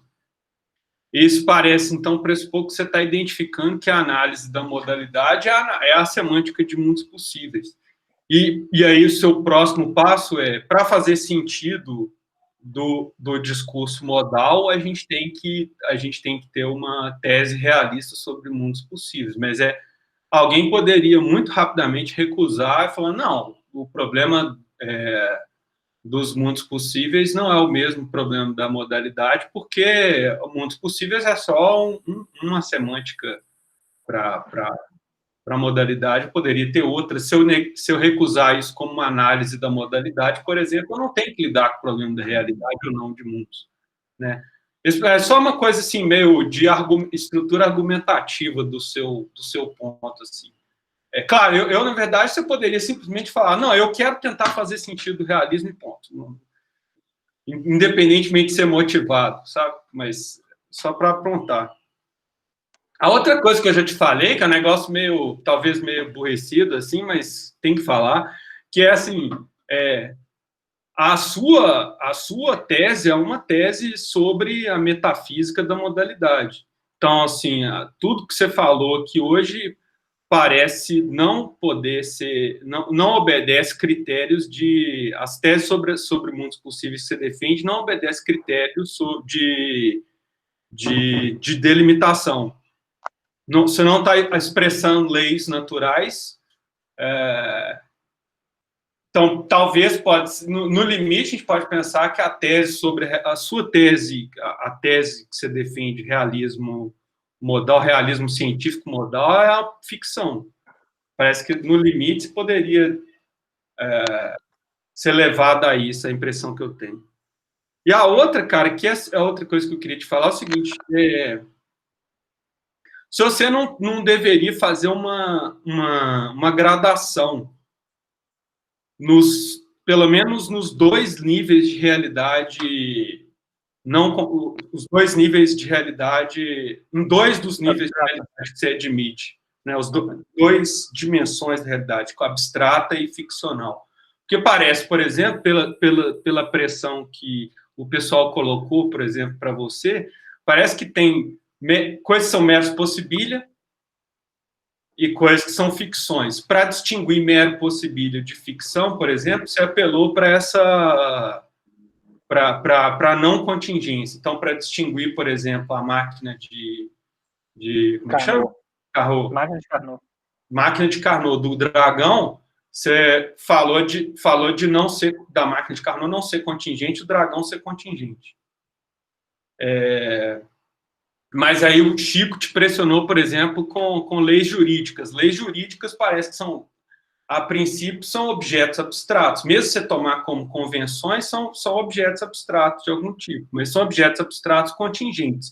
Você pode ter leis jurídicas diferentes em mundos diferentes, mas isso parece apelar para leis específicas. Então, por exemplo, existem mundos que preservam as nossas leis jurídicas, mundos que não preservam as nossas leis jurídicas, mundos que preservam as nossas leis físicas, ou um subgrupo das nossas leis físicas. Então, me parece que isso implicaria uma certa gradação dos possibilha, os objetos reais que são abstratos. E nada impede também que você pressionasse uma graduação de objetos ficcionais. Parece claro, por exemplo, que Sherlock Holmes é ficção num sentido muito diferente, por exemplo, do círculo quadrado. Parece ser uma impossibilidade que é mais distante do mundo real do que o Sherlock Holmes. Quer dizer, parece que se você está usando como critério... Claro, eu entendo que você está falando de acessibilidade epistêmica aqui, mas já que você acrescentou não contingência, você poderia, na verdade, especificar não contingência segundo quais leis. Isso poderia, por exemplo, acomodar os problemas que apareceram aqui. É só uma impressão que eu tive dessa discussão. Valeu. Não, então vamos lá. Primeiro sobre a questão aí que você falou da possibilidade de mundos possíveis, né? Ok, eu concordo com você que não implica, né? Claro, se for olhar o pé da letra, o problema da possibilidade, você poderia ter uma outra semântica para lidar com ele e tal, isso aí eu concordo com você. Agora é o seguinte, Guilherme, eu acho muito difícil uma pessoa ser antirrealista em mundos possíveis e ser realista no problema da possibilidade. Eu não sei, eu acho que é difícil, porque se você...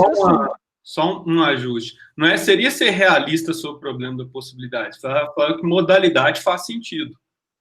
O que você disse é que para fazer sentido do discurso modal, a gente tem que ser realista. Eu posso fazer sentido do discurso modal, não ser realista sobre mundos possíveis, porque eu analiso o discurso modal com outros recursos, não com essa semântica. Na verdade, o que o Brian Ellis faz, né, que eu até tomo na minha tese, eu cito ele lá, falo sobre ele, e falo justamente isso. Falo, olha, a gente não precisa usar mundos possíveis.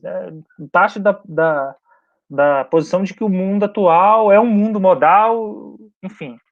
E se nega a falar sobre mundos possíveis, mas é a defesa que eu também faço na minha tese. Eu falo, olha, eu acho que isso é jogar sujeira debaixo do tapete. Tá? Essa é a minha resposta para você. Você pode fazer isso, mas é jogar a sujeira debaixo do tapete. É você tratar o sintoma, é como você tratar o sintoma e não procurar a doença, entendeu? Se você está assumindo que possibilidade existe, você está diante ali de uma entidade que você vai ter que se preocupar ali com questões ontológicas, metafísicas envolvendo ela, entendeu? Agora, um mundo possível é um grau mais complexo do problema. Tá? Enfim, é o que eu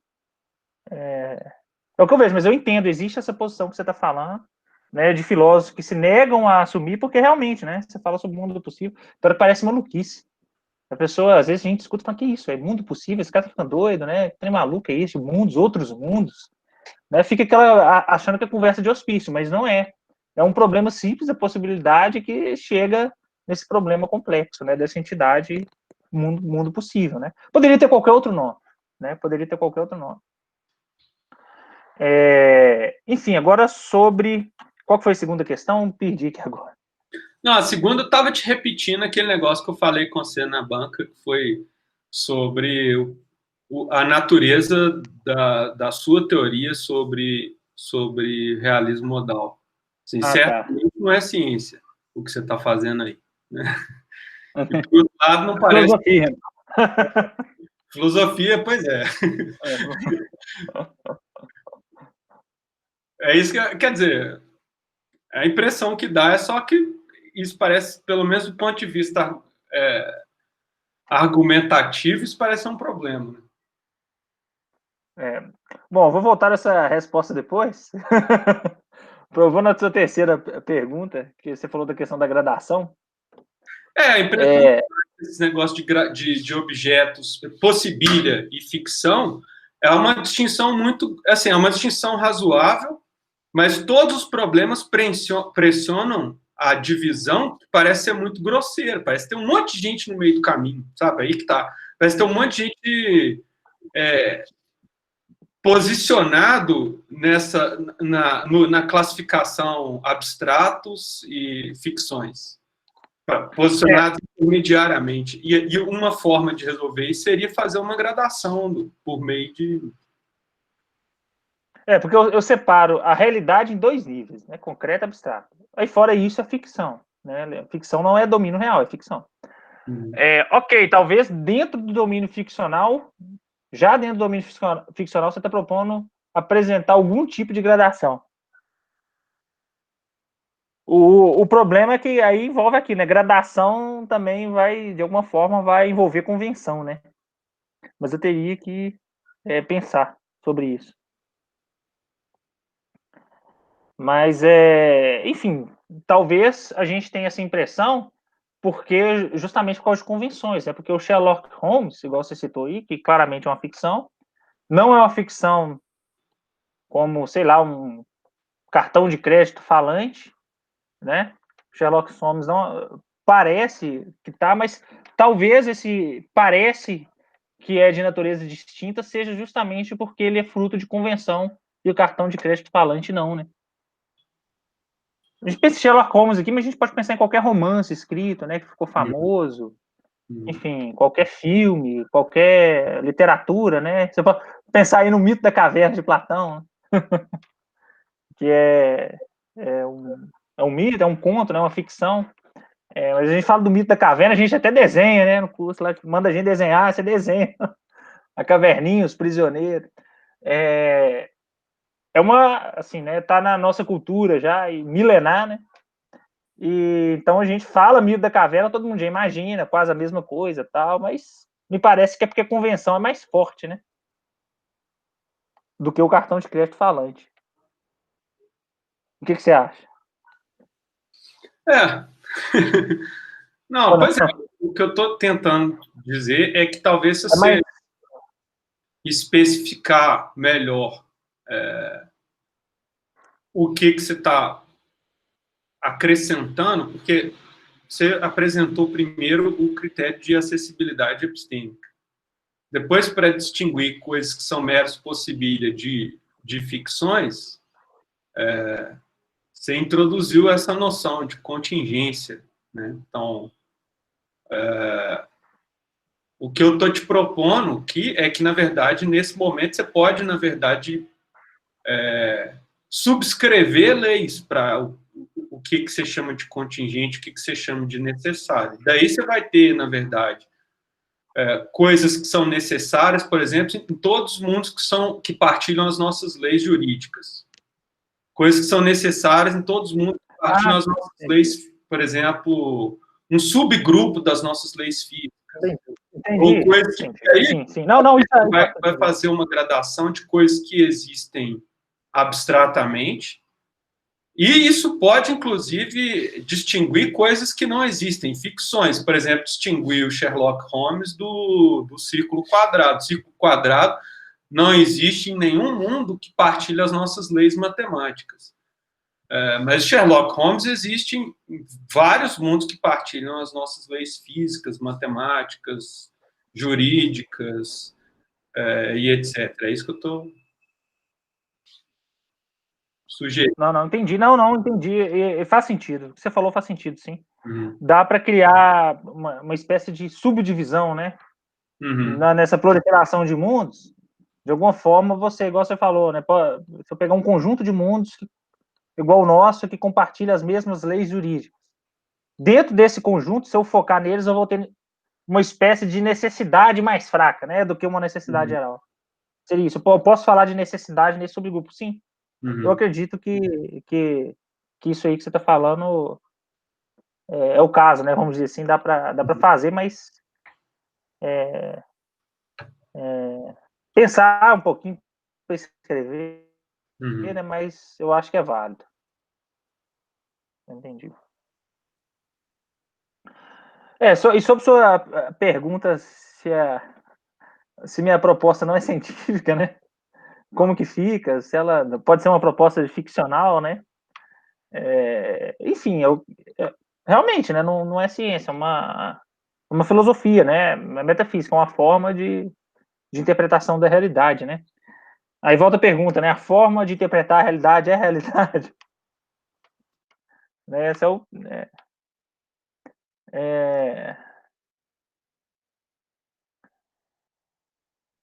um problema aí da filosofia, né? Mas que eu não tenho uma resposta para te dar agora perfeita. Não, relaxa, isso aí foi só encheção do saco mesmo. Não, mas é normal. Mas valeu, obrigado. Não, valeu. Obrigado.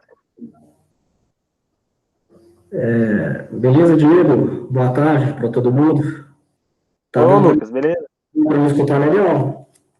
Tá dando. Não, Diego, eu acho assim, foi tanta coisa que eu meio que pedi um pouco atenção ao longo da sua fala, mas depois eu entrei de novo, foi muita coisa, né? Bem legal, acho que suscitou uma série de ideias aqui. Eu queria, bom, eu vou tentar ser breve, tentar talvez focar de um modo geral, naquilo que eu pensei, para não ter que entrar em uma por uma, né? Então, para começar, talvez pegar na deixa do Guilherme, tentar estabelecer esse critério, né, que distinguisse os possibilia daquilo que é ficcional, né? Então, se você... Uma primeira pergunta, eu já sei como que você deve responder, mas objetos que a gente demonstra que não existem, por exemplo, quanto o maior número primo, você coloca eles como? Não, se ele não existe, não existe. Ficção. Ele é ficção. Mas ninguém tem acesso. Se alguém tem acesso ao maior número primo em terceira pessoa, né? Se não tem, é ficção. Pois mas parece que a gente estabelece os critérios precisos para que algo seja o maior número primo, né? Então parece que você precisa algo semelhante, mas aí talvez a diferença seja gradual.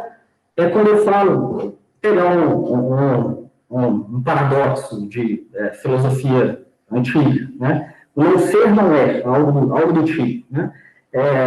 Seria ficção, se você partir do princípio que isso está metafisicamente correto, né? Algo como um raciocínio matemático, do tipo, e ao mesmo tempo que parece que estabelece os critérios de um modo preciso para que você compreenda aquilo que é. Então, sei lá, seria algo que tem sentido, mas não tem uma referência, né? Dentre outros termos, né?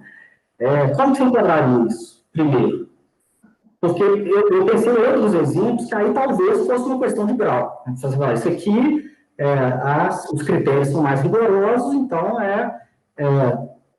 existe um grau, sei lá qual. Né? Não chega a ser uma ficção, mas também não é aquilo que a gente tem um acesso preciso do ponto de vista de terceira pessoa. Né?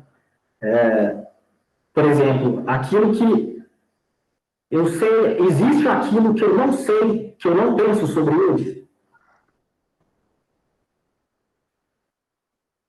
E será que, olha, pelo que me parece, você toma as leis da matemática, você disse, então o Guilherme, por exemplo, sugeriu que muitos possíveis onde as leis da matemática não são as mesmas que as nossas. Parece que você coloca isso como ficção, né? Porque se o quadrado redondo não existe, ou se o maior número primo não existe, isso tem que ser ficção, porque a gente demonstra dentro do nosso mundo e a gente tem um acesso de terceira pessoa para ter certeza absoluta que essas coisas não existem. Né? Existem ficções e existem possibilidades lógicas, né? São coisas distintas. Mas são impossibilidades lógicas. Né? Ok, mas existe o domínio ficcional e existe o domínio do impossível. A gente tem que separar. Será que é a mesma coisa a máquina de Carnot do maior número primo? Será que eles são iguais? Bom, então vamos lá, vou tentar responder. Uma pergunta é boa. Bom, em relação ao número primo e à máquina de Carnot, eu não acho que sejam iguais. Porque, novamente, a máquina de Carnot ela é acessível em terceira pessoa, o maior número primo não. Agora, a regra para determinar o que é um número primo, ela é acessível à terceira pessoa. Né? A regra é real para determinar o que é um número primo. Agora, sobre matemática, eu até falei também um pouco na minha tese sobre a conjectura de Goldman. Aquela que fala que todo número par maior que 2 é a soma de 2 primos, é isso? Conjectura de Goldman? Essa conjectura é interessante. Todo número par maior que 2 é a soma de 2 primos. Cara, e até onde você consegue ir, você vai somando. E dá certo. A conjectura de Goldman dá certo até onde você consegue somar. Você pode imaginar aí. Qualquer número par maior que 2 é a soma de 2 primos. Só que é o seguinte, como a gente não sabe a sequência dos números primos, todas, e a densidade deles vai mudando ao longo da sequência, a gente não pode afirmar se Goldman se a conjectura é verdadeira ou falsa. Tá? Então, o que eu até brinco na minha tese? Eu falo, olha, a gente não sabe se é verdadeiro ou falso, que todo número par maior que 2 é a soma de 2 primos. Mas a questão é o seguinte, se um dia um matemático resolver esse problema, a solução vai ser acessível em terceira pessoa. Então, para algo ser tomado como realidade abstrata, ela não precisa ser acessível à terceira pessoa. Tá? Basta que ela possa ser acessível à terceira pessoa. Sim. Tá? Então, por exemplo, a solução da conjectura de Goldman, mesmo não existindo, né, caso um dia ela venha a existir, ela vai ser acessível em terceira pessoa. Esse é um exemplo que eu dou também na tese. Agora, essa questão do maior número primo, eu não tinha pensado. Realmente, né? Não existe um maior número primo, porque os números são infinitos, né? E não é acessível à terceira pessoa. Não, tudo bem. Me parece um pouco, assim, uma solução um pouco ad hoc, né? Porque você joga tudo para só. Se provar, existe. Né? Se não provar, não existe. Mas não tem qual que é o critério, né? Especificar o critério. Né? Por exemplo, o que determina a prova, que você tem certeza que existe, talvez seja um problema. Né? Mas a questão é que a gente não sabe, talvez a prova não exista, né? Pois é. Talvez a prova não exista. Mas eu estava pensando mais assim, em coisas que parecem que para tentar estabelecer um critério, né, entre esses dois, tirar só o binário e tentar colocar alguma coisa que pudesse vir no meio entre eles, né, seria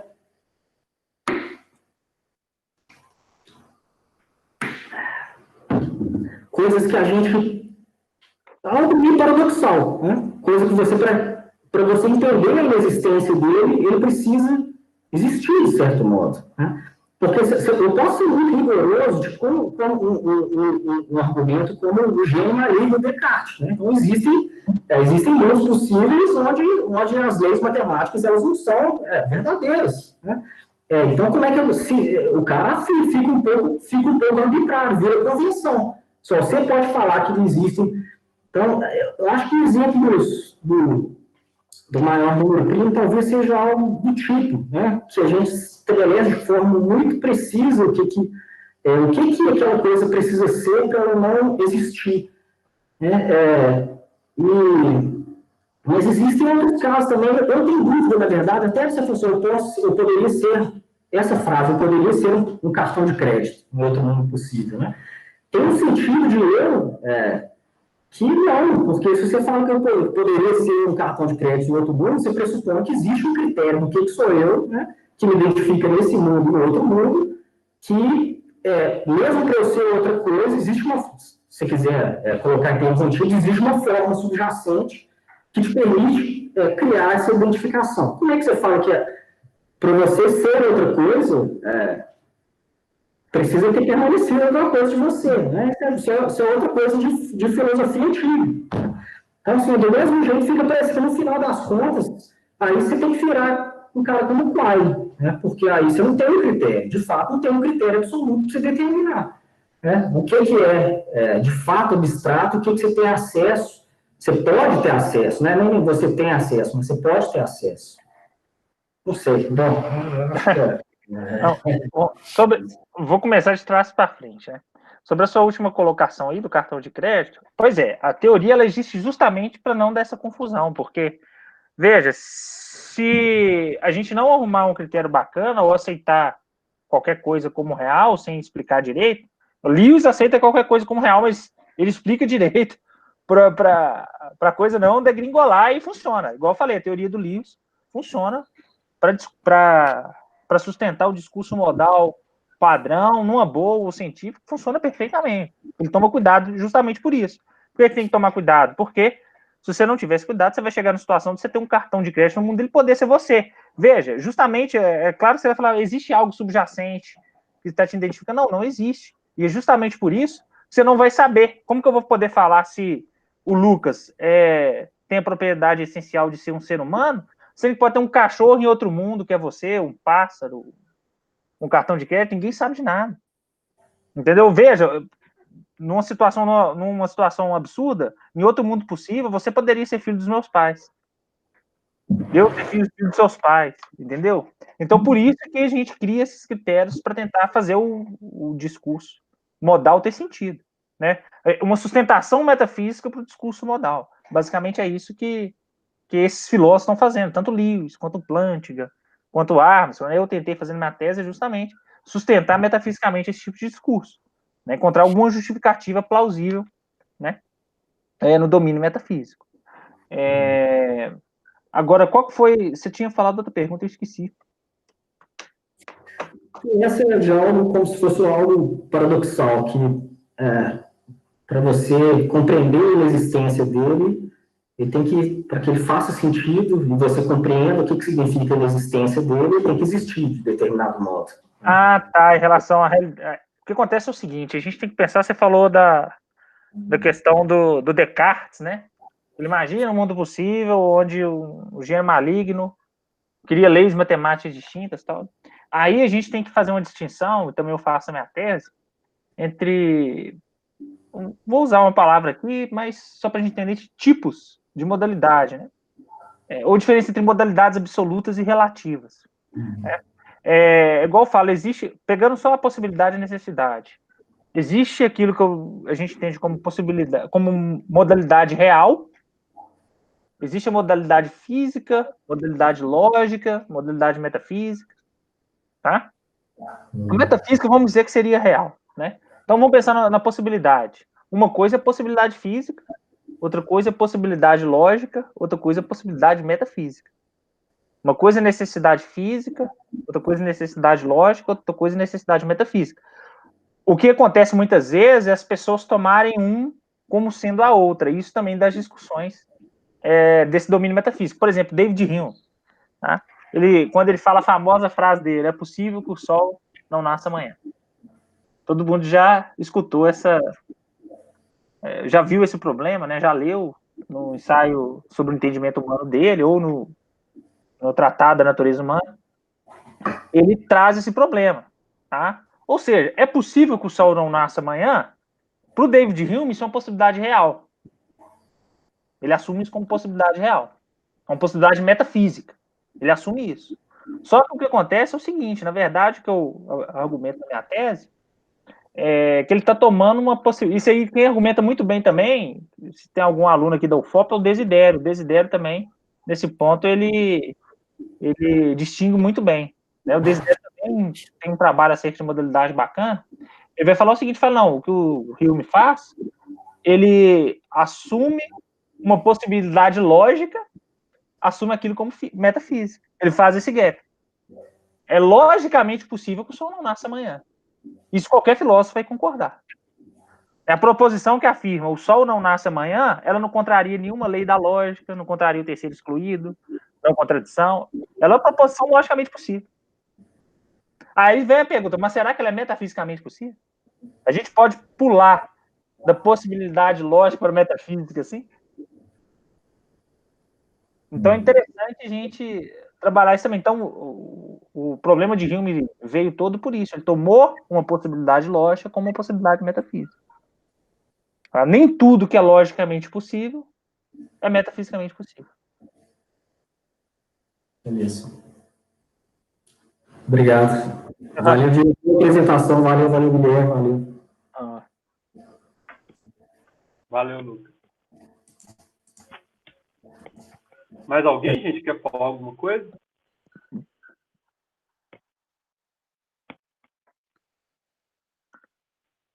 Bom, então, vou agradecer, Diego, valeu, cara, pela sua fala aí, e seja bem-vindo e volte sempre, né? Não, eu que agradeço a participação aí, espero estar presente em outros eventos, escutar outras pessoas, poder debater junto com vocês aí, que, como se diz, né, eu gosto desse tipo de discussão, desse tipo de pessoa que pesquisa isso, né, de gente que gosta disso também.